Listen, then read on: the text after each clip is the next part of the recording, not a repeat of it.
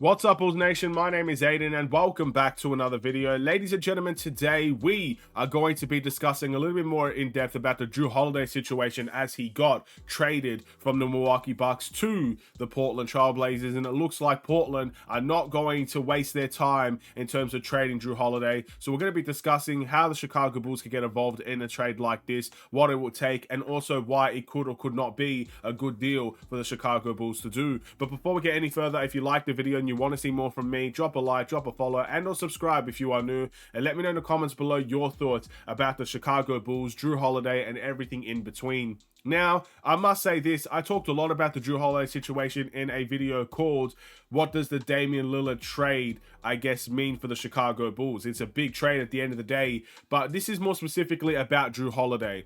Some things that has happened from then till now is very, very good and interesting in my opinion as a Chicago Bulls fan. Number one, Jrue Holiday has actually listed us as a possible destination that he would like to play for. Now, this has happened a lot more commonly than it used to back in the day. Again, talking about the free agents that actually signed here, DeMar DeRozan signed here, Lonzo Ball signed here. These were all players that Bulls fans loved at a certain point or still love today. You obviously got Giannis speaking so highly about the Bulls and the potential future of him potentially playing with a Bulls team. Again, that was years ago. We don't know if that will ever come to fruition, but speaking highly about the Bulls. Jrue Holiday now, an all-star level player, a guy that I truly like, is picking the Bulls as a destination point to play. I mean, it's happening a lot more these days that players are literally picking the Bulls or picking the Bulls as a possible destination compared to what it probably was back in the early 2000s, maybe, you know, mid 2000s, maybe early 2010s-ish. You get maybe the Carmelos every now and then that puts the Bulls as a destination, but outside of that, it's not really a whole lot. Maybe that's just me, my own interpretation, getting to know the Bulls a little bit more in this day and age compared to those previous years. I don't know. But Jrue Holiday picking the Bulls as a destination, in my opinion, is a big deal because it puts us in the category. And I have no doubts in my mind, because I truly rate this player, I have no doubts in my mind that the Bulls would be considering a move for Jrue Holiday.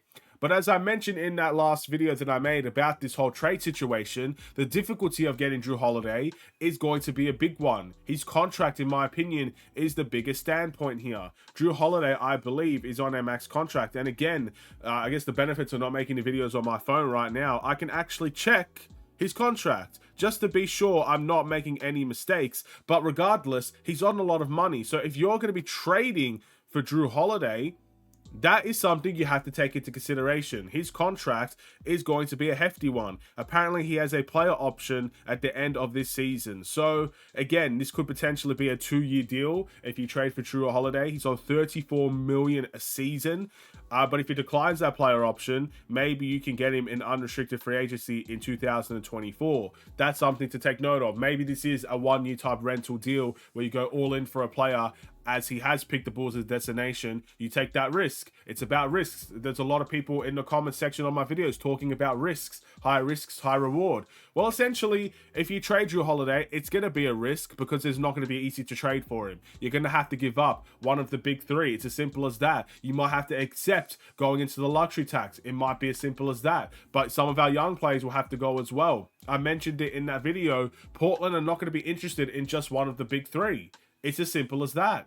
They are on a team for a rebuild. What they're going to do probably with one of our big three players, let's say, for example, unless it's Zach LaVine, I think they might have some interest in keeping Zach LaVine around because, again, he's at that time frame where maybe if Portland surprise people, then you can still compete with a younger team. But if you're going for DeMar DeRozan, the most likely outcome now, if Portland trade for DeMar DeRozan, is that once they get DeMar DeRozan, they're going to trade him for future assets.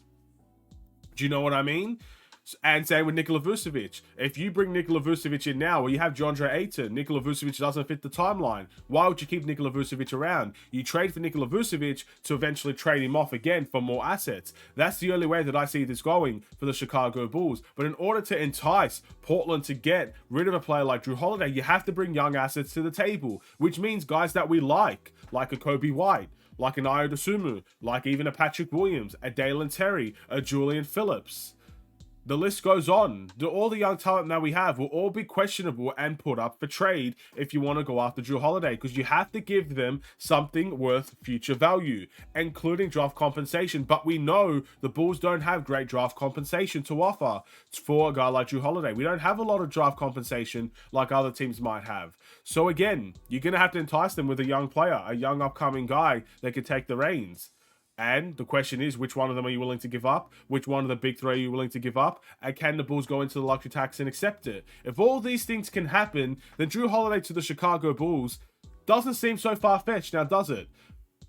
But we know this Bulls team. We know the Chicago Bulls. And most importantly, we know the ownership. We know the ownership doesn't like to go into the luxury tax that easily. It's happened once in the luxury tax era. It's a known fact. Everybody knows this. They've mentioned that they would be willing to go into the luxury tax if they have a contending team. We know this. Does Jrue Holiday make us a contending team? Maybe if you get rid of one of the big three players to get Jrue Holiday, some people will just say, well, we are where we are. We're probably back in the same place. I don't know how people will react to that. But again, if you believe Jrue Holiday puts you in contendership, then maybe that's something you're going to have to accept. Maybe that is, I guess, the Bulls' sign of going into the luxury tax. I don't know. But we know how difficult it is for that to happen. We know how difficult it is for the Bulls to kind of give up on people as well. We know how difficult it is for all these things to happen for the Chicago Bulls. So that's why I see Jrue Holiday as an option for the Chicago Bulls. It's there, but it doesn't mean it's likely. I compare it to Damian Lillard joining the Bulls at one point. It's there, it can happen, but it's unlikely. I link it to how Alex Caruso could join the Lakers again. It's there, it's possible, it can happen, but it doesn't make it likely. Jrue Holiday to the Chicago Bulls, in my opinion, it's like a dream scenario for me. Everybody knows I like Jrue Holiday. Everybody knows I like Damian Lillard.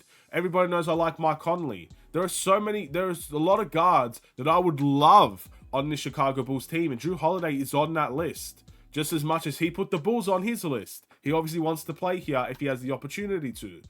I like Jrue Holiday. I think he could be amazing for the Chicago Bulls team. I think he can bring us into a contention situation, but doesn't mean it's likely to happen. And that's where I'm going to end it off. I don't think it's likely to see Jrue Holiday in a Bulls uniform. As much as I'd love it to happen, as much as he probably wants it to happen, how likely will that be? But some people want to take risks. I think the thing is, well, with risks, be careful how much risks you take. There's a thing called risk assessment. You know, the risk has to be worth taking at the end of the day. You see how many times teams go for risks and it fails because they don't know what they're doing. I mean, the Timberwolves Rudy Gobert trade, they gave up so much for Rudy Gobert. And the Utah Jazz won that trade in a nutshell right now because the Timberwolves didn't really get anywhere with that type of trade. And they gave up so much in that type of situation as well. Now, if they go on to win a championship within 2 seasons' time, it's all worth it for the Timberwolves because that'll be their first championship win. Very similar to how Denver must feel. But just because you need to take risks, make sure the risk is worth the assessment. Assess your risk before you take the risk. Again, you always got to be cautious in those things. Not every risk is worth taking. You know, it's as simple as that. But we'll see. We'll see. Is Jrue Holiday a risk worth taking? Maybe that should be the name of the video by the end of it. We'll see. But thank you all for watching. Drop a like and a follow and or subscribe if you're new. I'll see you in the next Chicago Bulls related video. Stay safe, stay healthy, and stay tuned for more. Take care and peace.